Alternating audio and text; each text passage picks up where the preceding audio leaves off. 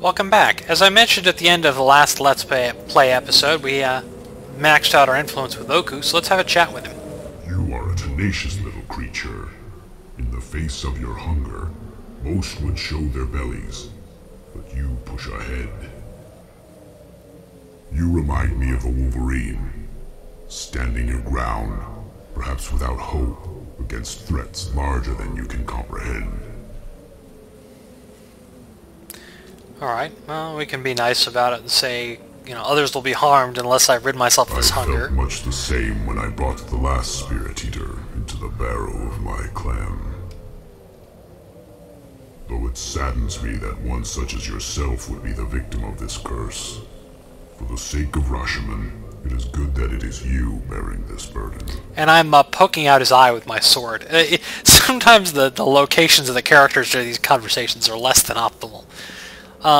Okay, that's not the conversation we wanted. Let's try again. Little one, I was hoping to speak to you for a moment. Stop poking my eye out? Oh, yeah. Yes, little one. I have been enjoying our travels together. Sleeping in my barrow, I have forgotten the joy of wanderlust and the thrill of combat.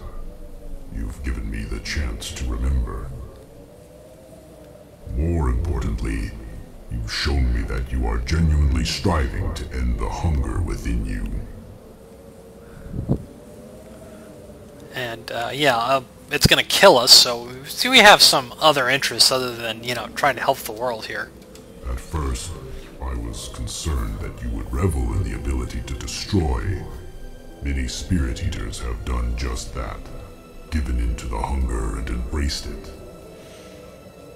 But you've been defiant of the wrath within you. I no longer have doubts about my oath to help you. I have a gift for you, little one. A token of friendship. And we can politely refuse, but it doesn't really matter. Nonsense. It is of little effort for me to give, and you have earned it. My confidence in you, in my oath, has empowered my will. I feel fearless and without concern.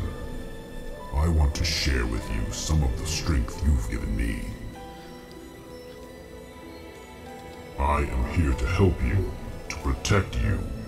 By making you stronger, I do more to keep you safe than I ever could with tooth and claw. Okay, and this is Oku's last, or sort of ultimate feat of character background. And if you looked at the log there, my hit points were going up something. Bear King's Eternal Might gives another bonus to suppress. It does, you know, more of pretty much the same of what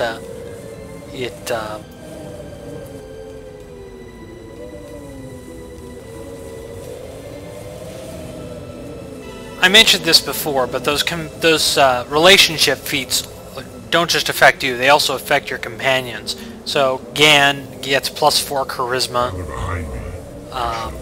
Bear King's Eternal Might gives Oku a bunch of useful immunities and also regeneration, which is handy. To me, my allies, I shall lead. Kaylin's Devotion to the Menagerie is just +4. It's essentially the same bonus she gives you. Which, they're not as important as the bonuses you get, because, especially not for this campaign, because even with those bonuses, they're still incredibly weak. But let's finish with this Salve of the Earth Mother by giving it to one of these trees. Oops. You actually have to use it.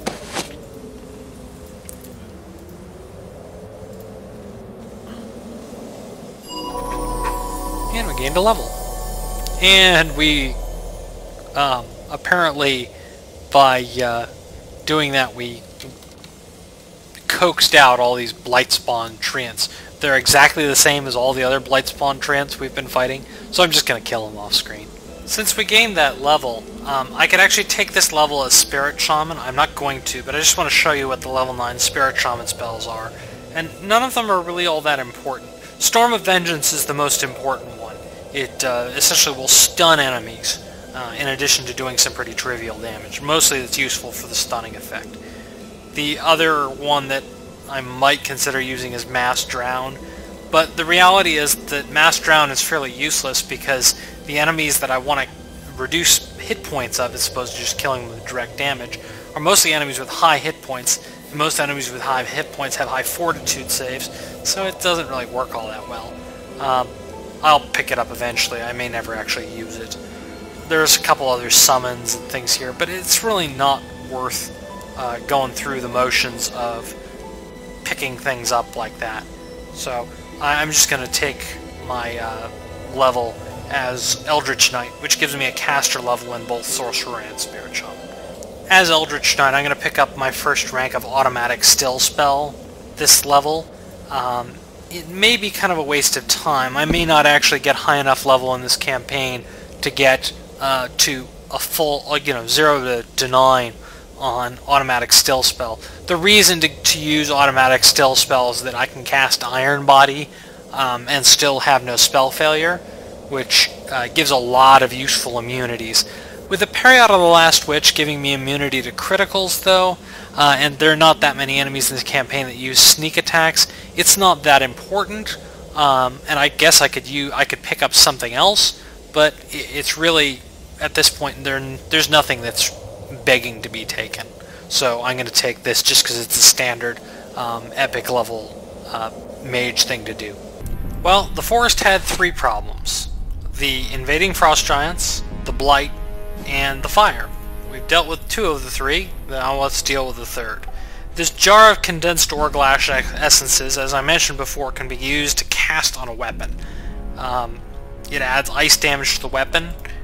This is generally, it's not useless, but it's not that important. What's important about it is that it can be used to put out fires, like these.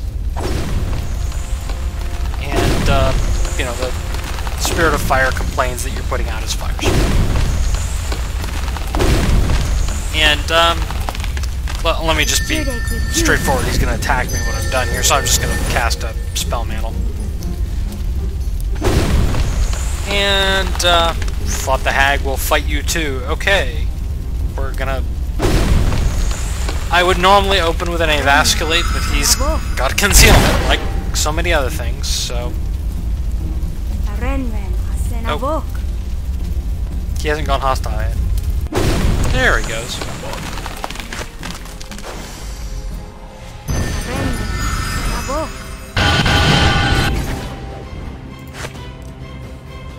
He's primarily a spellcaster, but he also has physical attacks.